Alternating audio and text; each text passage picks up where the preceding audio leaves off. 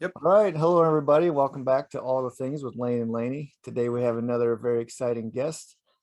He is a great compilation of things that a human being could be: a former Marine, a mixed martial artist, and an advocate for Veterans Affairs. With a nickname of Bam Bam, I can only imagine he has probably lead in his hands that you'd not like to be peppered with. He is a middleweight ranked #1 in Ohio, #9 regionally, and 42nd in the U.S. in the middleweight division as a pro. Having fought in numerous fight leagues, he now has a seat at the table at the famous Bellator Fighting League. Oh, nice. We're hoping that we can catch a little bit of this guy's time as we have today and pick his brain on a few things. So hopefully we can get him before he makes his rise into the championship belt. So please welcome to the podcast, Travis Bam Bam Davis. Hey, How's it Travis.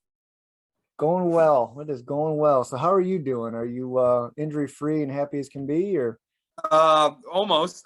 I'm close to being there. I injured my shoulder like a month and a half ago. Sorry. Here we That's go. okay. There we go. I injured my shoulder like about a month and a half ago, and it's almost healed up at this point. So just been slowly getting back into the gym the last week and a half, 2 weeks. Okay, so Awesome. what's slowly mean? Because we listened to Luke Zachrich, and he said he would be folded over like a fold-up chair before walking into the gym, and then somehow find himself upright in order to train and put himself through the paces. So Yeah.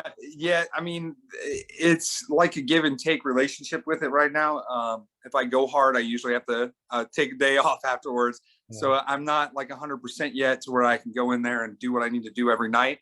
But it's to the point where the pain is tolerable, while I'm Okay. all right.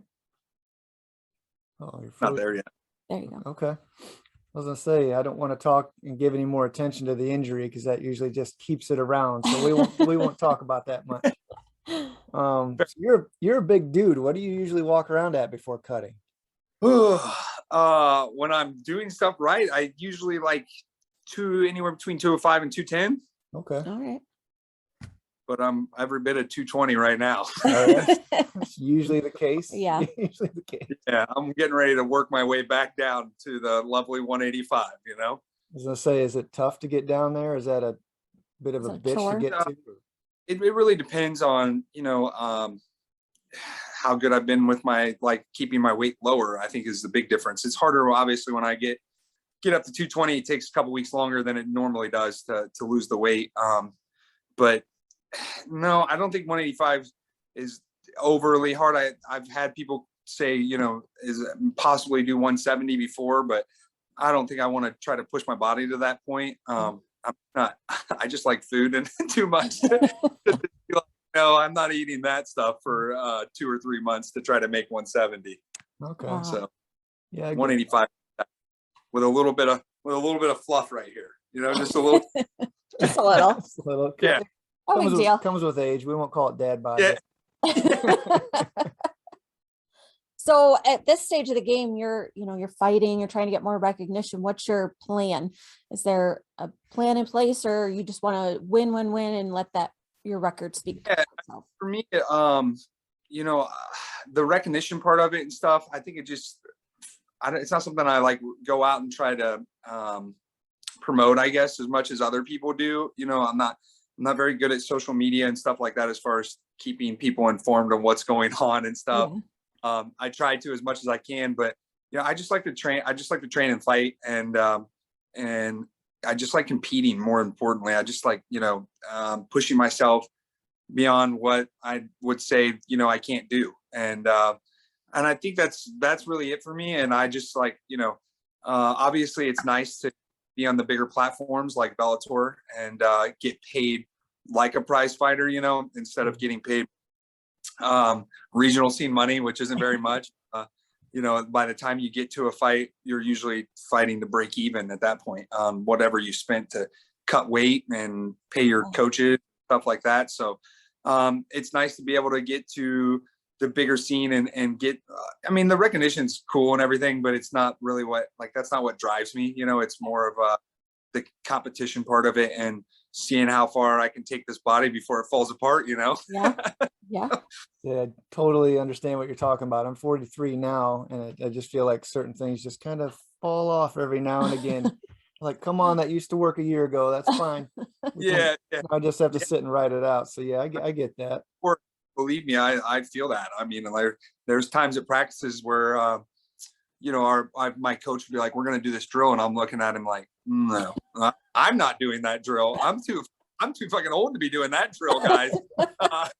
If I do that drill, I won't be able to move for like 3 weeks and my shoulder will be right here, So like, there's as I get older, I found ways that I have to train smarter, certain things. Like, I just know that if I put my body through that for 2 hours of another grown man shoving his shoulder into my head and neck area, that I'm going to wake up tomorrow going like, oh, I don't know. I think it's a bad idea. Right.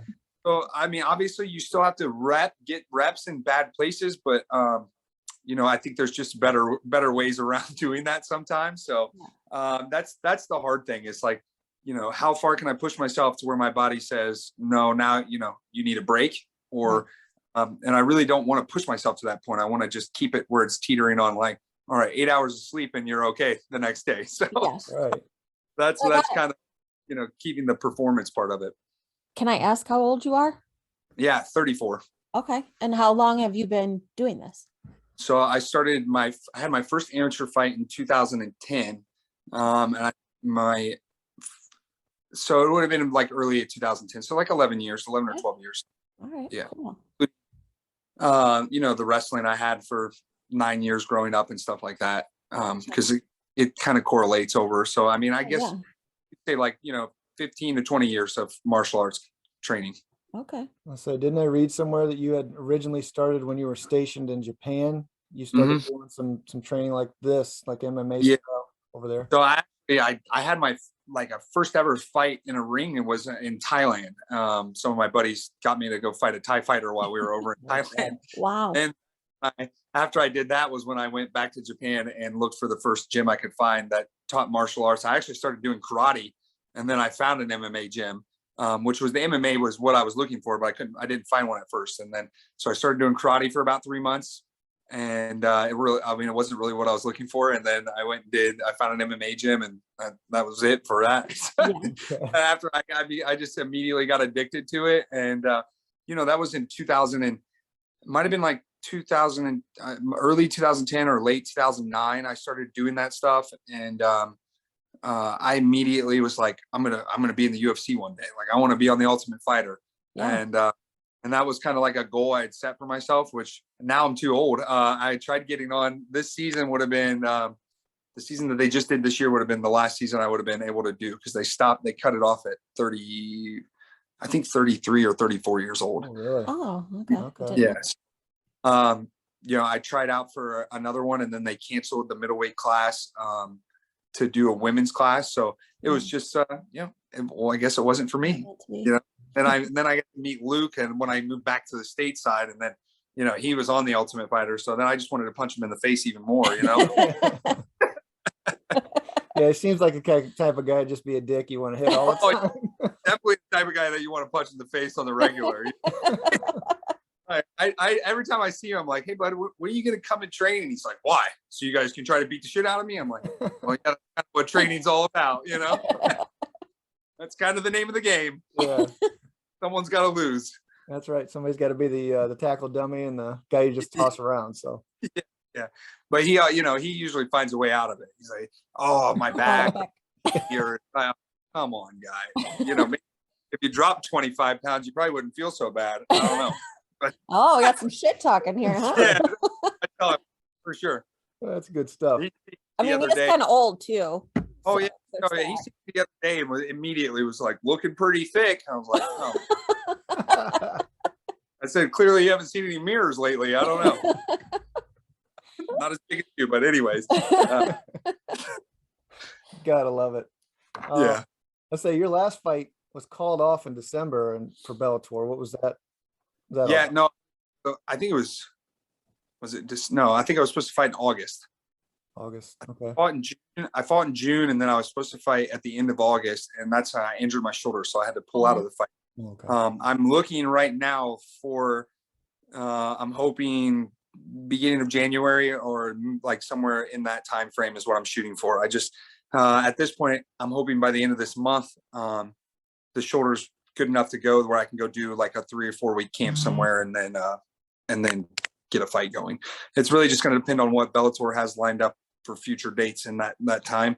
But yeah, I'm looking anything early January to anywhere in January. I want to get in there and fight. Okay, so you just pretty much announced to Bellator, hey, I'm ready to go.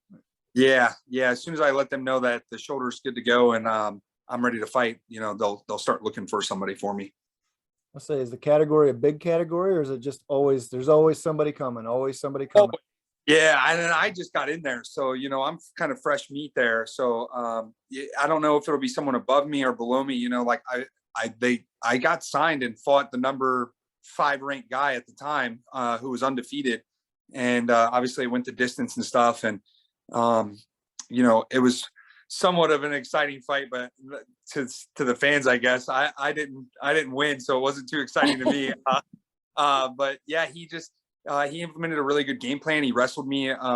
He kept my back almost the whole time and stuff. He took me down 11 times and I got back up 11 times. So it was a very scrappy fight.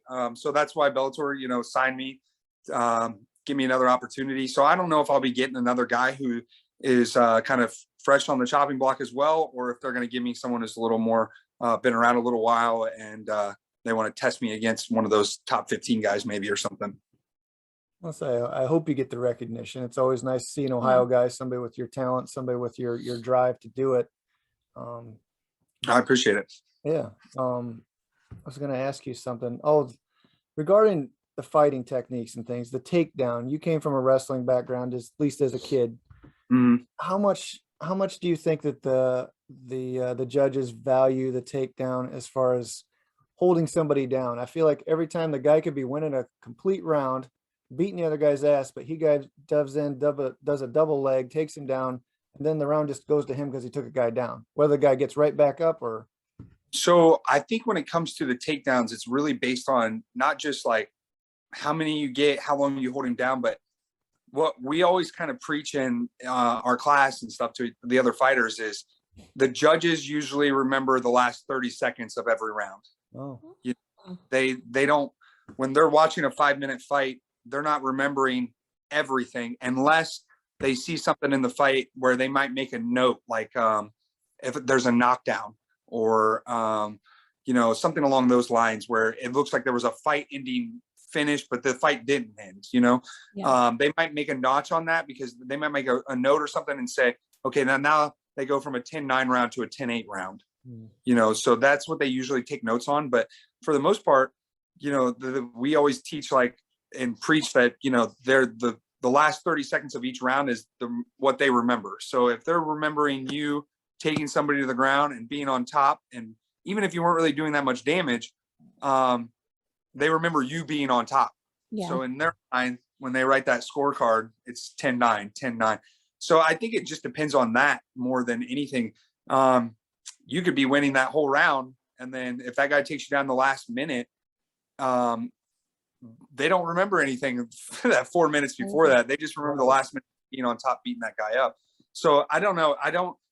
Some judges are different. If it's a striking judge, more of a guy who's, say more of a boxing background judging, he might not look at it as very significant compared to if it was on its feet and the guy was outlanding him on the feet. But if you got a guy who's more of, again, a jiu-jitsu background or a wrestling background, he might lean towards the wrestling aspect more than the striking aspect. So it really just depends, man. That's why leaving it in the hands of the judges, they always say it's the worst thing you can do, because you don't know what kind of experience that judge has. They hire these guys. There's not they don't go through a lot of training. None of them are usually experienced as far as ever doing combat sports. They just have watched it, so I think, and not just that, I think a lot of it plays factors. If you're in someone else's hometown and the crowd cheers when every time that guy does something, he could be losing the fight, the round, but if the crowd cheers every time he lands that punch and it goes crazy in there, that's going to burn in the judges' ears, you know, and that's what they've talked about, like having judges where they're not like ringside, you know, like they're watching it from like the cameras and stuff and submitting it. And I mean, I've heard them talk about different stuff like that, but yeah, I don't know. I think it just depends on the judge and when it happens and stuff like that. I don't think it should be, especially if you take a guy down and you can't hold him down, and you're not doing damage. I don't know why you should. If anything, you should get called for stalling or something. In my opinion, they don't have that in MMA, you know? But I don't know. It's just like you're not doing anything other than landing takedowns, but you're not no damage. Doing damage. But and a lot of those, they call it like octagon control or grappling control. You know, it's just like the way I try to think of it is like football. It's like time of possession. You know what I mean? And the way they think of it is like, okay, he controlled the outcome of the fight by taking you down over and over again. You wanted to be up and he wanted to put you down. So I don't know. It just depends, I guess. I was gonna say, I've seen so many fights where the guy will be applying pressure but getting his ass kicked. He's chasing the guy around the ring but taking punches, take kicks, but he's still applying pressure, and the judges see that as the octagon presence or control. Yeah, so for sure, because I mean, if you look at it from a counter striking aspect, like that guy who's circling and hitting and not getting hit, he should be winning. I mean, not taking damage, even if the guy he's controlling the center of the cage. Well, realistically, the guy who's countering doesn't want to control the center of the cage. You know, he's trying to counter strike, so he's trying to get you to move forward, hit you while you're forward, and then move. So yeah, I think like Lyoto Machida was one of the guys. So he had several fights that I watched where he lost some decision fights, and I was like, I don't know how give that to the other. I mean, he couldn't even touch him. Some of the fights were boring though too, like because he'd just be sitting there in and out, and like I felt like it was just like a constant. He was trying to judge range and timing and stuff, and neither one of them could get it down. But I mean, I still don't know how you fault the guy. It's like if you look at Floyd Mayweather, I mean, the last part of his career, he spent most of his time avoiding getting hit. Right. Yeah. And I mean, you give him the win, even if he's not the aggressor, you know? So I don't know. It's just, again, I think it's just, MMA judging is so jacked up, the way they score and stuff like that. It really needs an overhaul. The whole system kind of needs an overhaul, I think. I mean, they're using rules that they established 15, 20 years ago, and look how much MMA has evolved since then. So totally, it's crazy. So, I mean, you kind of answered this just by talking about other fighters, but do you watch other pay-per-views, other leagues and that regularly, or just for training purposes? Yeah, for sure. I mean, I was just as much of a fan as I am a fighter, you know what I mean? There's I don't like fanboy or anything when I meet these guys, but you know, I respect their skill sets, and I respect them as fighters and stuff like that. So I look up, you know, some of those guys I look up to, and you know, I emulate some of the things, you know, and watching someone else do something makes you try to see, well, can I do that? Am I, you know, is it just because he's particularly different than me that he gets away with doing those kind of things, or is it something I can do? Honestly, when I first started training, watching the old UFC events was how I learned a lot of things. Like I would go to the gym and I would just be like, I'm going to try this out. And then if it worked, I would, you know, keep using it. If it didn't work, I'd be like, you know, drop it out of the tool bag. So, I definitely watch, I mean, I have UFC fight parties at my house and stuff, and a lot of the fighters come over and we'll watch fights. And we have a group message with all the guys that we train with. And I mean, anytime there's a UFC event going on, everyone's in there like, did you see this fight? You know, what did he do? And like, what did you think he could have done better?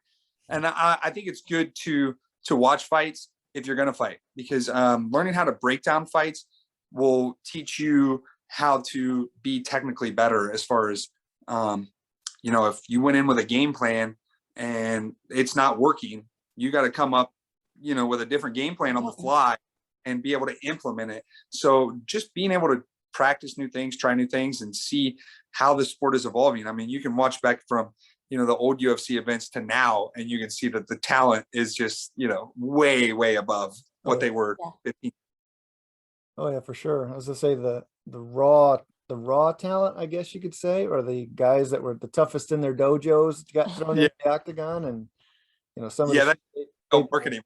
No, as I say, they stand No. there, they stand there too long. They're getting their legs kicked. They're getting taken down. They're getting Yeah, busted up from a different angle. So it's funny to watch, but it was still the thing to watch yeah. back then. I honestly think over the last couple of years, the footwork in MMA has what's been the biggest involvement. Like, I mean, like the way people are moving and, like you said, it used to just be like, you take the two toughest guys, put them in a cage and whoever, tell them to swing and whoever felt, and that's kind of how it used to be. And now it's, way more technical. I mean, people are mixing it up between wrestling and striking a lot better. And, you're seeing these highlight reel spinning kicks and stuff that you just wouldn't have seen. People would have been like, no, that only happens in movies. And then now it's happening in the cage. People are pulling that shit off. So it's kind of cool. I mean, it's kind of cool to watch it evolve as I've been in there. So it's exciting. Let's say, do you watch any fights and think to yourself, this is too technical? There needs to be more finesse. There needs to be more heart. Feel like these guys are just in there in a sparring session. They're just going through the paces. Yeah, for sure. And I've even it's so funny because that's how I think of boxing fights. Like when I do my professional boxing fights, I'm like, this is like a glorified sparring session because it's boxing. And compared to MMA, like they're way less likely I'm going to get knocked out. You know what I mean? You can only hit me with hands. You can't kick me, knee me, elbow me, pick me up, put me on my head.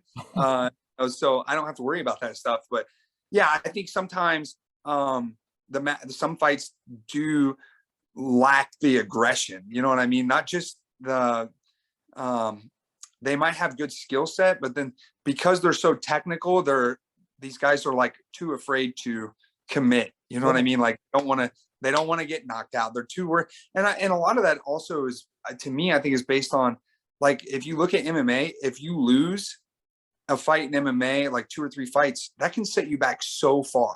Like not just your record wise, but just like strategically. I mean, promotions are going to cut you. People are going to start you as a stepping stone where you're going to get, now all they're going to offer you are these guys that are like either your level or higher. And then it's like, where do you go from there? You fight the toughest guys, you might lose, you might win. And not only that, but financially you start losing, then people don't want to pay you. They don't want to pay you if you're losing. They want to pay you to win. So it's tough, man. I mean, it's such a tough sport. And I don't think that the pay and stuff is where it needs to be yet, for what what we do as fighters and how often we train and what we put our bodies through. But I think, in time, you've heard more talk about fighters pay in the last 2 years than you've heard in the last 20 years. Oh yeah. So I think, they just got to come up with a way to figure out how to pay this thing a little more fairly to fighters. But that's why, I mean, promotions like Bellator, PFL, these newer promotions, they see what the UFC's done and they see how it's going. And that's why I think that they're trying to go a different route. And, they're starting that World Fighters League that's supposed to be starting next year or 2022, I think. And that's going to be like the way they're running is like the NFL or Major League Baseball. Like fighters are going to get paid like almost like a salary, you know what I mean? Like a yearly. So I'll be curious to see how it plays out. You know what I mean? When anytime you see something new like that, it all sounds good. And then all of a sudden they run out of money and they're like, wait a minute, this was a bad idea. You know what I mean? So you never know how it's going to go. But I'm excited, man. MMA it's growing. It's at this point, it's like every weekend you can find a freaking UFC event, Bellator, something. Every Friday or Saturday there's something going on. So it's just crazy. So who do you get excited to watch, or do you have an idol or someone you look up to? Honestly, most of the guys I looked up to are freaking retired now. I'm 34. Those are my favorite guys. I loved watching like Chuck Liddell. BJ Penn was always one of my favorite fighters.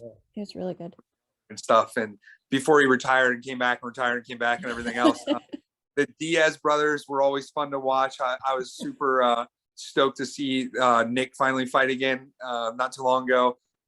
Those guys were always fun for me. Like a lot of the older scrappier fighters like that. I always like watching Chris Steven fight because he was just like one of the guys that was like, a badass. That was like, all right, this guy is one of the toughest guys we know. he's a mediocre fighter, but you know, good luck trying to put him down. Right. And he would keep people up because he could take an ass beating. And it was just fun to watch guys like that. In newer stock, like I liked watching Conor McGregor when he was on his rise. I mean, what he did in that short period of time. I mean, it's miraculous. I mean, to be able to come out and say like, I'm going to knock this guy out in the first round, I'm going to knock this guy out in the second round, and then be able to actually do it like that. That's freaking skill, man. That's talent right there. And yeah, I mean, that's just it's kind of, to sit back and watch those kind of guys, like it's kind of hard to get into that mindset that they have. Like they really believe that they're the best in the world. And I don't know if I've ever believed that, because I went to other gyms and I've had days where I'm like, oh shit, I'm not very good. You know what I mean? Maybe I'm not, I don't know how I'm ranked number one right now. The guys that are retiring or something, you know, like you have those, thoughts, those negative thoughts where it's like, man, I don't know, maybe I'm not as good as some of these guys. But then you go and train with some other guys that are like super high level and you do really good, and then you're like, oh shit, maybe I am, you know what I mean? It really depends on where you're at mentally. And I think sometimes like even when with your fights, you know, it's like where are you at mentally? Like, are you super confident you're going to win? Are you mildly confident? Like, are you know, just all those things kind of play a factor. But I guess for me, like the more I've fought and stuff, the less anxiety I get, you know, the less worry I have. Because I just feel like confidence. Yeah, you know, I've just been in there long enough to where I'm like, I know that I can last 15 minutes. I know that I'm hard to finish. You know, I know that I have these skill sets, and if I need to use them, I can. But yeah, I don't know, it's just, at this point, it's just like any other day. Like, I'm just like, I'd rather fight more regularly than train all the time, to be honest with you. I mean, the training is the hardest part. Right. Staying healthy and not being beat up, and making it 4 weeks of, you know, you think about it, like you spend the fights only, if you're even a title fight, it's only 25 minutes. You know what I mean? You get 5-minute rounds with a 1 minute in between. So you're looking at 34 minutes total, right? Of fights. And you're spending 2 hours in the gym beating the shit out of each other every day. And it's just, this is exhausting, you know. Your body tells you it's exhausting only for a 25-minute fight, you know. Right. So it's like, well, I don't think I need to train for 2 hours. I only have to fight for 34 minutes, guys. You know? I can do it. You just have to go all out. Just let me go all out for 35 minutes. Yeah, we'll call it for a couple of weeks. You know, 0 to 100 and go home, guys. You know, right? Yeah. But the drilling is what's most important. You know, a lot of these guys, like I said, training from 10 years ago to now, the biggest thing that I've learned is to drill more. And the more you drill, the better you become at it. The more live you go. If you still suck, your technique still sucks, then you're just going to go live with shitty technique. You know what I mean? You're going to go hard with bad technique. So, but it's so hard for fighters to convince themselves to drill, because that's the boring part of it. You know what I mean? Like, it's not, you don't get that heart pumping, the anxiety of not getting hit, trying to get hit, or trying to submit, not get submitted. The drilling part's the boring part, just repetition over and over and over again. It's just like taking a big test. You know, you got one coming up for a semester or something like that. Big test. Oh, that's exactly. God damn it! I got to study for this. I got to study for this. I wish it would just be here already. I just want to do it. I already know there's anyways. You know, or if I know the answers, because you forget. You know, and it's a lot of it's the small little things. Like, you'd be surprised, like the difference between a really good high school wrestler and then like a D1 college wrestler. You know, like, it's just little techniques that they drilled over and over and over again that you didn't drill, or you might not have had the same coaching opportunity or whatever to learn from. And those guys just, that's what makes the difference, you know, just that little bit. You know, you think he's about to give up, he turns the corner and tries something different. Right. You know, those guys that have that high school wrestling, they don't have that chain technique and that chain technique experience where they can go from one thing. If this fails, I can go to this. If that fails, I go to this. And it's just no different than like seeing a white belt to a black belt. You know, that's, the white belt just doesn't know, you know, the shit that black belt knows. So, right. And then that's the big thing. So, it's trying to find that happy medium. That's the hardest part about MMA, is you have to train all those friggin' things. You have to train boxing. You got to train striking, or kickboxing, the MMA, or the wrestling, the jiu-jitsu. It's just so much and not enough time to be good at it all. Yeah. So if you're just walking out the door remembering one thing that helped you, I guess that's a stepping stone, right? Absolutely. Absolutely. Yep. So your last fight was a loss, but who's next up for you? And you don't know yet, but is there somebody in the league that you're just like chomping at the bit, or I can beat that guy? Or, You know, to be honest with you, I watched Bellator, but I don't really follow Bellator like I follow the UFC. I do know who probably like the top 10. I know the top 10 guys in the middleweight division in Bellator. Honestly, I would love to fight another top 10 guy, like a number 9 or a number 10. I mean, I fought a number 5 and I went the distance with him. I would love the opportunity to fight like a 9 or a 10 and see how that fight goes, and, you know, try to get myself ranked into the top 10. You know, I'm 34 years old, so I know I don't have, you know, 5, 6 years, 7 years, 8 years.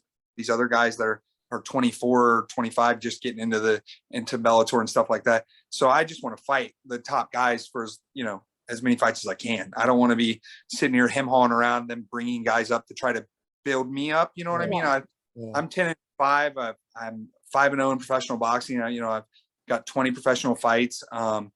I don't need built up. I have the experience now. I just want to get the fights in. So anybody top 15, I would love to get a crack at in Bellator. You know, and eventually I would love to fight Johnny again on like a full camp if I can, you know, like, and go out there and get the wrestling looks I need to get from high level wrestlers. I didn't have that for this camp. But I think that just a couple of adjustments that if I would have made, I think that fight goes a different way for sure. Yeah. Cool. Is the goal of every fighter to get to the UFC because they pay the most, you get the most recognition for it, or is it pay the most? To be honest with you, it's recognition. It's you know, on your resume, if you have UFC on your resume, you go to any other organization, you're going to get paid more money than someone who doesn't have UFC on the record, you know, on the resume. The UFC, the way I try to break it down for other sports, because most people understand other sports. You know, UFC's been around, or the MMA's not been around that long, but, you know, I try to look at it like, you know, if it's football, like the UFC's the NFL, and then Bellator's like, you know, CFL, or you know, like whoever the closest competitor to the NFL is. Maybe you look at Bellator as the NCAA. You know, like they're the NCAA. They're below the UFC, and then you look at like these regional circuits. Those are your high school football teams. You know what I mean? They're all feeder organizations to other organizations. Okay. And that's how like the regional scene is. The regional scene, you know, like Ohio Combat League, the promotion I fight for, they feed to UFC, Bellator, or they might feed to like an LFA or a CFFC, one of these smaller tier organizations that, you know, if you look at LFA's champions, almost the last 5 years, every one of them are in the UFC now. Oh, really? You know what I mean? Like a feeder organization. So I think people look at the UFC, it's like the pinnacle of MMA. Like, you're not that good unless you fight for the UFC. So if you settle for Bellator or you settle for PFL, even if you're the champion in those leagues, people are going to doubt you. They're going to say, well, you're not in the UFC. Right. You know, the UFC has been around longer. It's just it's the organization that when you think UFC, you think of MMA. Yeah. Right. You know, I don't know how many people will come into Ronin and be like, I'm ready to learn UFC. And I'm like, what? Yeah. Say that again. Am I good here? You know, and I'm like, no, you're not learning UFC, bud. That's an organization you might fight for one day, but you're martial arts. Okay. We had one guy come into the gym that had UFC tattooed across his neck and he's never even fought before. Yeah. And I'm like, bro, that's diehard fan right there. That's like the old the tap out used to be. You know, you'd be tap out insignias everywhere. You'd see it on cabs, you see it on trucks. Tap out. I literally used to say, like, all the guys that used to train with us, none of us wore tap out shirts when tap out was cool. Yeah. And we were just like, the easiest way to know somebody that would start a bar fight, just wearing a tap out shirt, you know? Oh, so yeah, just those were the days. Those were, oh, and then there was Affliction. Oh, yeah. Affliction, Oh yeah. Ugh. yeah. Then American Fighter was another one. I mean, that was all these different clothing brands that were coming out at that time. That all had that Ed Hardy looking, Yeah. Totally bedazzled. stuff. Yeah, if you didn't have the pants to go with the Affliction I shirt. don't understand, if you're not wearing bedazzled pants with one of those shirts, you're Right. probably going to get your ass kicked, you know? That's what I always wondered. This Yeah. get up says I know everything MMA. Whatever. That's what you were wearing when I met you. No, the Affliction shirt. Yeah, okay. Yeah. Hey, all I wear is athletic attire anymore. I'm like, I've just become a person. We were just, my girlfriend makes fun of me all the time because we'll go somewhere and she's like, what are you wearing? And I'm like, oh, probably sweats or something. She's like, we're going to a restaurant. I'm like, yeah, I know. But I look athletically appealing, I think. I don't know. I just thought good. It works. It works. These are my good sweats. Yeah, my good sweats. Yeah. So I waited until later the interview to try to figure this out. Usually you get a sense of the fighter, but I figured you were going to be a, fire in your belly. I will kick everybody's ass. I'm angry. I'm going to just throttle everybody on my way to get a championship belt. Or you're a guy that just kind of rides the wave. You ride the winds, just kind of, you seem to be more of that type of guy. Just go with the flow. Yeah. I mean, I 5 years ago or 6 or 7 years ago, I was probably that guy that was like, I'm just going to beat everyone's ass. I feel like it changes you. You change over time, obviously, as you get older and stuff alone. But just as a fighter, when you gain more experience and stuff, you quit looking at it as like, I'm just going to go on there and bite down on my mouthpiece and try to hit this guy as hard as I can, to where you look at it more like, because I've lost a couple of fights that I probably should have won had I not went out and went berserker right away, and I would, second round comes around and I'm over here going, and I'm like, how is he still alive? I mean, I'm exhausted. How is he still alive? And then they come back and all of a sudden now you're tired and they start beating on you and you're like, wait, how did this happen? It's just like you have these adrenaline dumps and like I said, it's just that mindset. Like I've struggled with going out and being too relaxed, and I've struggled with going out and being too aggressive. So you got to find this like happy medium where you're aggressive when you need to be aggressive, but not aggressive when you might get knocked out. You know what I mean? Yeah. So it's a hard area to get into mentally, like a hard space. But once you're in there, man, it's like being in the zone. It's like everything's just like slow, broke down, and like I have fun. I'm just having fun. Well, that makes sense. Cool. Is there any type of mentality you get into before a fight? I mean, I know there are a couple guys that they don't really get into the fight until they get hit in the face a couple of times, and there's other guys like Chuck Liddell that are standing across the ring just smiling their face like, yeah, that's what I'm saying. Like, so I used to be more of like that mean mugging guy. Like I would come out, I'd stare my opponent down the whole way to the ring, and I'd get in there, and in my mind I'm just thinking like, I'm gonna fuck you up. Like I'm here the shit out of you. And it worked. I mean, there's plenty of times where that aggression worked, because you got that other guy who, he's waiting to get hit before he realizes he's in a fight, and I'm already mauling you. You know what I mean?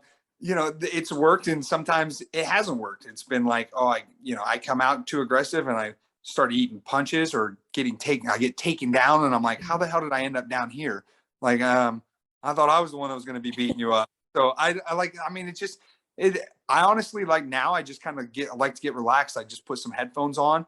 I listen to a lot of different music. I like to listen to like hip hop, and I like to listen to like old school, like Motown stuff before I fight and stuff like that. Just like, it just loosens me up, and I feel, the more loose I feel, the better mentally I feel. If I feel like I'm like tense and like tight and stuff, then I'm like, I start to kind of doubt, like, okay, well, am I tired? Is my conditioning not good? And then when you start having those freaking thoughts, that's when it all goes downhill. So it's just, I feel like the other thing is like, when you're going against a really tough opponent, like when I went to fight Johnny, in my mind, I was like, this could easily go 15 minutes, when I tell myself like, yeah, this might not be a fast fight. then it's a little easier to get through to get over those walls when you hit those. I'm getting tired. Okay, I'm good. I'm good to go. I know that my training's good for 15 minutes. I know I can last 15 minutes. So it's just, those weird mental blocks that you have, and you just got to try to get over.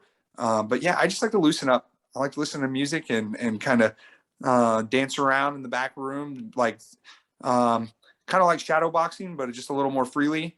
And then, I have a training partner. I'll he'll let me punch him in the face a couple of times before I go out there, and then I just feel better. I'm like, all right, I'm ready. I think honestly, all of us have either been cut or got a black eye or something, just warming somebody up for a fight, because that's when they're just, they're in that zone where they're like, all right, I'm gonna punch you in the face and protect it. So,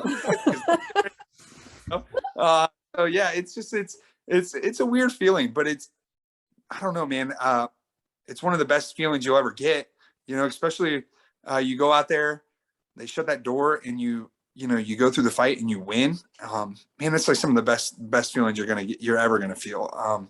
You think about all the pressure you put on yourself to win, because you don't want to be that guy getting beat up, and then once you win, it's just like all that pressure is gone, and it's like I'm getting goosebumps right now just talking about it. Like, that's how the feeling is for me. It's just I don't know. It's overwhelming. It's something that if you taste it, you're like, oh, I want to try that again. You know what I mean? Like, if I can do that again. That's probably why a lot of the legends hold on so long. That's not the fighter is who they are, but I think they get addicted to that winning feeling. Plus, getting into that cage when it's just the world just kind of yeah. And that's what I mean. Like, that's what the gym does to an extent when you're training. I mean, you kind of just let go of everything else, because if not, you get choked or punched or whatever, right? And that when you're in the cage and there's 500 to 15,000 people there to cheer you on, and that cage door locks, it's just like that, but intensified times a million. And it's just okay, this is it. This is everything that we've been working for, I've been doing, sacrificing. Then you got to make the best of it. And that's why losing can be so hard on fighters. Some guys don't recover from losing. Some guys just downward spiral from it, and it's easy to get into a depression because you're like, oh man, I suck. I'm not good enough. Man, should I keep doing this? Like, if there's someone better than me now, is there going to be someone better than me at the next level, and the next level, and the next level? Which the answer is yes. There's always one better. Unfortunately, that's just the way it is. You might be the best, but you're going to be the best for so long. So it's a really tough sport, man. Losing sucks, but it's one of those things that you have to look at it and say, did I learn anything from it? Right. If you didn't learn from it, then you're really losing. That's losing. I try to look at it as a learning experience. Whether it's okay, I got more time in the cage, or I need to work on my wrestling, or I need to work on this, or I need to work on that. You see your holes. If you lost, someone took advantage of the holes in your. Yeah. That makes sense. Well, let's switch gears just a little bit. Okay. Lane told me that you also work for Veteran Affairs, so curious to know what you do there. So I don't work for the VA, but I do. I work with the Legion Project. It's a class that we have at a couple of gyms here in Columbus right now. They're working on expanding it, trying to take it more nationwide and stuff like that. But it's pretty much what it is that we offer free jiu-jitsu to veterans and first responders. So whether you're active or retired veteran, military, or you're active, retired first responder.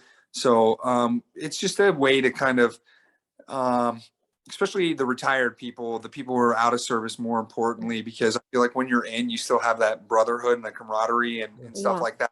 But when you get out, that's where I think a lot of us military people have issues. It's not really going back to being a civilian. It's more of like, you just don't have someone to rely on like you did in the Marines. I mean, you meet these people from around the world, and you're put in a situation where they say, one day, this person could be saving your life, or this person could be the death of you.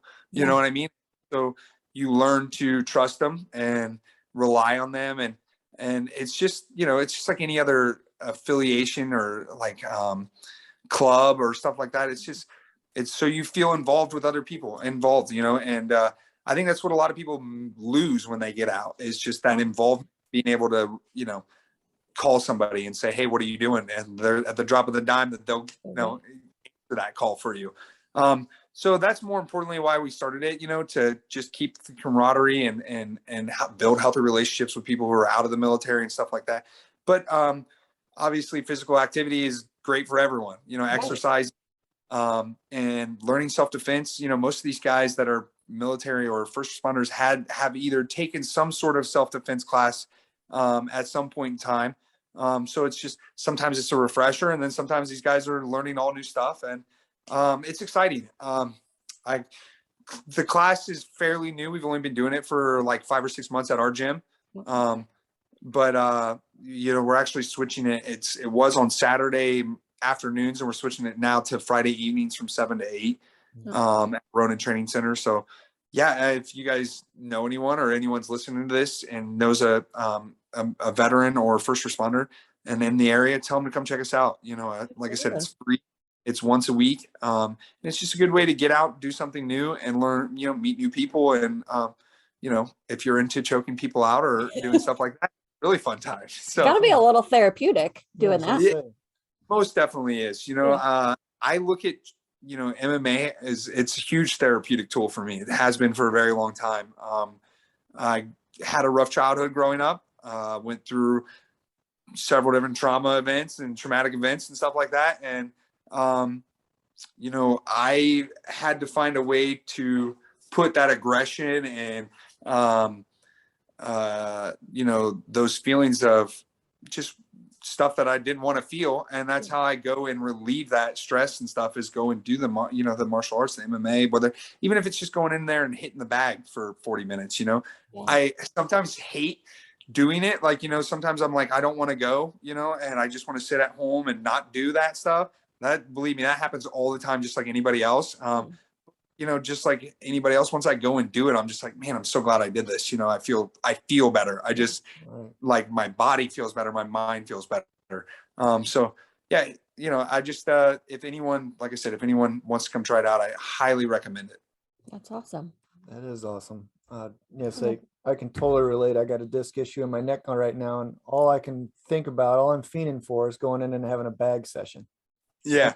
Beating the shit out of the heavy bag and kicking it and punching it. Can't do it, just. Yeah. So I can imagine somebody coming back from the military. What's that? I said injuries are the worst. Honestly, I get stressed from an injury than I would from a loss any day of the week. Like, I'm just like, oh, great. Now I can't train. You know what I mean? Like, I just go train. That drives me crazy. Like, I can't go to the gym and not train. And I've tried that too. Like, I'll go there and be like, I'm just going to watch today. And then, all right, check this shit out. What? Yeah. All right, I'm going to see if I can do this. Okay. With one arm. It's tough. Yeah, for sure. Well, good. Well, having an enthusiastic personality that you have, I'm sure that veterans thing that you were doing with just bringing them in and just trying to get them, it's cool. I'm not saying they're all PTSD, but just giving them something. And then your personality on top of that would just bring in more people, I think. So yeah. Well, I appreciate it. Yeah, I mean, like I said, I'd like to see it kind of pick up a little bit more. I think the class time was a little bit challenging for Saturdays. It was like 1:30 to 3 is what we were doing it. And it's like middle of the day on a Saturday. And I would love to have my Saturday afternoons back. So I was like, if we can switch Friday night, let's do it. Because I'm at the point where I'm old enough to where I don't do anything on a Friday night. Right. so jiu-jitsu sounds suitable for me. Well, hey, we greatly appreciate your time, and now that we've got someone to watch in Bellator, we'll be watching for you. Yeah, for sure. Sure, guys. Yeah. The only thing I could take away, or like advice I could give you, is keep the beard. It's pretty gnarly. Oh my God. Maybe include a little Spice Girls in your behind the scenes workout regime. I got one Spice Girls song on there for sure. I mean, I remember those days. No, Travis, we wish you the best, man. That was great. Thanks for it was a meeting with us. pleasure. It was a pleasure. Yeah, thank you. Sure. But yeah, we wish you the best of luck and keep up doing what you're doing. Okay. You guys have a good one, all right? All right. Thanks a You lot. too.